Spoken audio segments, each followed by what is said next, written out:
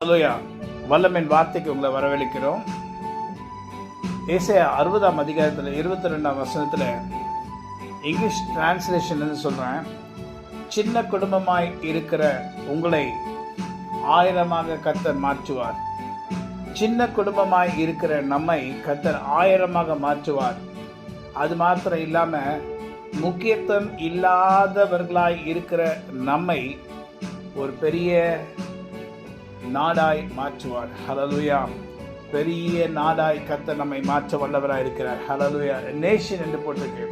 So you will become a powerful nation. So வல்லமை நிறைந்த ஒரு நாடாய் கர்த்தர் உன்னை மாற்றுவார்.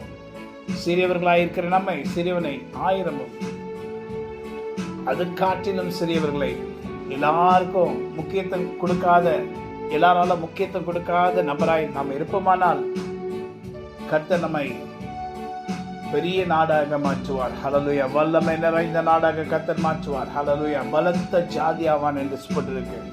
ஸோ பலத்த ஜாதியாய் நாம் மாறும்படி ஒருவேளை இந்த நாட்களிலே நாம் சிறியவர்களும் எல்லாராலும் அசட்டைப்பட்ட நிலைமையில காணப்படலாம்.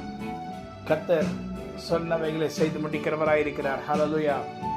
உன்னோட கூட இருந்து நான் செய்யும் காரியம் பயங்கரமாக இருக்கும் என்று யாத்திராகும் புஸ்தகத்தில் நாம் பார்க்கிறோம். ஸோ அவருடைய வார்த்தையை விசுவாசிக்கிற ஜனமாக இருக்கிற நாம் அவருடைய வார்த்தையின்படி பெரிய காரியங்களை நாம் பெற்றுக்கொள்வோம் என்ற விசுவாசத்தோடு நாம் ஜீவிப்போம். சிறி குடும்பமாக இருக்கிற நாம் ஆயிரமாக மாறுவோம்.